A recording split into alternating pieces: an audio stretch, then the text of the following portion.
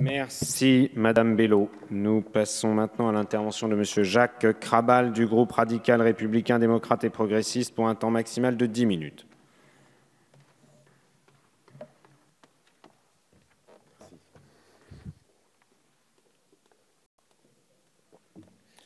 Monsieur le Président, Madame la Ministre, Monsieur le Secrétaire d'État, Monsieur le Président de la Commission des Affaires culturelles, Madame la rapporteure, mes chers collègues.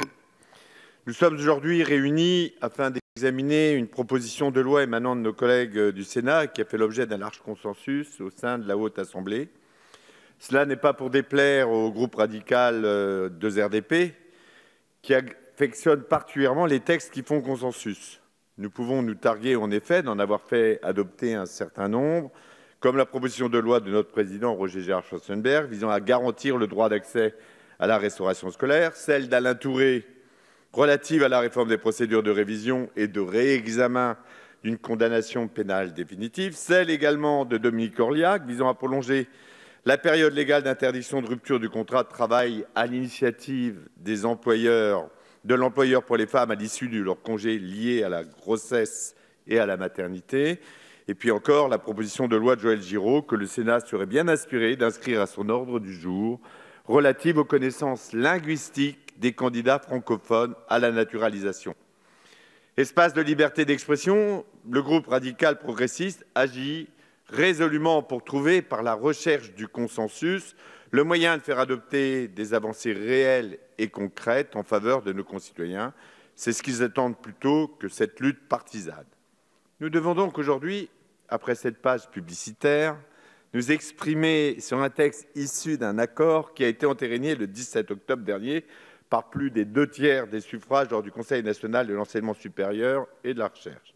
Le gouvernement a en effet rassemblé autour d'une même table tous les membres de la communauté universitaire afin de trouver un accord sur l'organisation du système licence, master, doctorat. Les organisations syndicales représentant les étudiants, celles représentant les enseignants et personnels, les établissements d'enseignement supérieur ont abouti donc à une proposition commune le 4 octobre 2016, compromis qui trouve aujourd'hui sa traduction législative. Le texte portant adaptation du deuxième cycle de l'enseignement supérieur français au système LMD vise à mettre fin à cette situation très délicate dans laquelle se retrouvent trop d'étudiants qui, en raison de leurs résultats en première année de master, ne peuvent accéder à la seconde année et se retrouvent ainsi avec leur seul niveau de licence validé. Autrement dit, cette mesure, à l'issue de la première année de master, leur fait perdre une année.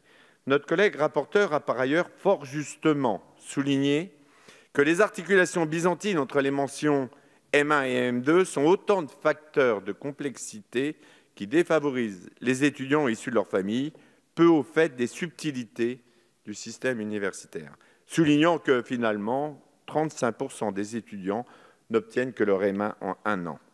Notre collègue Sandrine Doucet relève par ailleurs que ce master, coupé en deux, affaiblit la lisibilité et donc l'attractivité internationale de nos universités, car il s'agit bien de préserver, voire de renforcer l'attractivité de notre système universitaire à l'échelle internationale.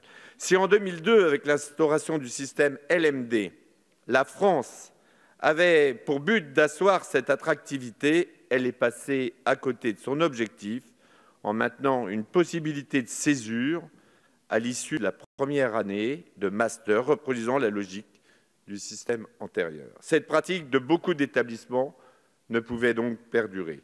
Il faut souligner ici que la sélection dès la première année de Master 1 est une possibilité offerte aux établissements universitaires et ne constitue en rien une obligation qui leur incomberait. En outre, la possibilité pour les universités de procéder à une sélection des étudiants souhaitant intégrer un programme de master est assortie d'un certain nombre de garanties. D'une part, les établissements procéderont par concours ou sur dossier au recrutement en première année de master, après que leur conseil d'administration aura voté une capacité d'accueil négociée avec l'État et validée par le recteur. D'autre part, chaque refus de recrutement devra être motivé et notifié à l'étudiant concerné. Ainsi, un étudiant qui n'aura pas été admis se verra proposer une inscription dans 3 autres formations en adéquation avec son projet professionnel, en privilégiant autant que possible son établissement d'origine. Vous l'avez rappelé tout à l'heure, Madame la Ministre. La présente proposition de loi vise donc à sécuriser les parcours des étudiants inscrits en master en garantissant pleinement le déroulement de ce deuxième cycle d'études supérieures sur 2 années. Par ailleurs, cette possibilité de sélection dès l'entrée en Master 1 conférera à notre système d'enseignement supérieur une meilleure lisibilité, tant pour les étudiants français qu'à l'échelle européenne et internationale. Une lisibilité qui devrait concourir à renforcer cet objectif d'attractivité dont nos universités et nos étudiants ont tout à gagner. D'une part, la sélection dès l'entrée en première année de master permettra aux étudiants français effectivement inscrits de compléter sans césure leur cursus en deuxième cycle universitaire. D'autre part, les étudiants qui ne pourront pas être inscrits en Master 1 auront la possibilité de se tourner vers d'autres filières sans qu'ils perdent une année validée par un diplôme. Ces étudiants se verront en outre assurer un droit à la poursuite des études. Ainsi, la proposition de loi donne à tout étudiant titulaire d'un diplôme national de licence qui n'aura pas reçu de réponse positive à ses demandes d'admission le droit de s'inscrire ailleurs dès lors qu'il en saisira le recteur. Celui-ci formulera alors 3 propositions en cohérence avec ses aspirations et son projet professionnel. En priorité, au sein de l'établissement, il aura obtenu sa licence ou, à défaut, dans un établissement de la même région académique. Cette proposition de loi a retenu l'échelon régional afin de pallier les difficultés économiques que peuvent représenter une mobilité souvent coûteuse pour les étudiants et constituant donc un facteur discriminant pour les populations les plus modestes. Sur ce point, le groupe 2RDP se félicite de ce que l'État se soit engagé à mobiliser les moyens nécessaires, en particulier les bourses et les aides ponctuelles à l'installation. Enfin, en instaurant une sélection dès l'entrée en première année de master et non plus à partir de la seconde année, le système LMD français placera nos universités sur un pied d'égalité avec les universités étrangères européennes. Par là même, nos masters se positionnent sur une optique d'excellence au regard des politiques consacrées à l'enseignement supérieur pratiqué à l'étranger. Je souhaiterais cependant ici partager avec vous une préoccupation majeure qui n'est pas abordée par la présente proposition de loi, à savoir la place que nos universités doivent garantir à l'enseignement en langue française et l'enseignement du français stricto sensu. En tant que député de l'Aisne, j'ai sur ma circonscription une ville qui symbolise l'attachement que nos concitoyens peuvent avoir pour le français, à savoir la ville de Villers-Cotterêts, où en 1539 fut signée l'ordonnance édictée par François Ier, acte fondateur faisant du français la langue officielle du droit et de l'administration en lieu et place du latin.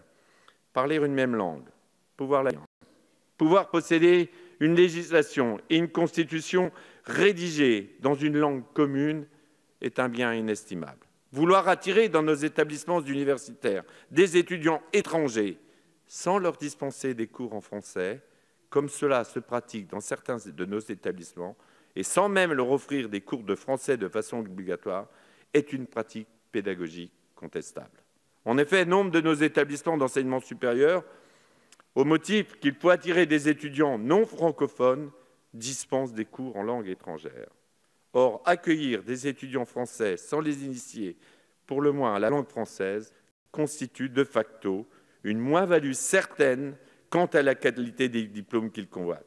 Je suis d'ailleurs persuadé, comme mes collègues du groupe 2RDP, que les étudiants étrangers souhaitent avant tout être sensibilisés à la langue française et à notre patrimoine culturel. La France a toute légitimité pour intégrer dans le cursus universitaire des étudiants étrangers non francophones un enseignement obligatoire du français.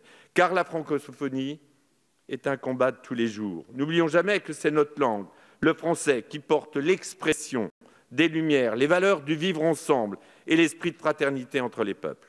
Il ne faudrait pas priver les étudiants étrangers que nous accueillons d'une richesse qu'ils espèrent trouver en s'inscrivant dans nos universités.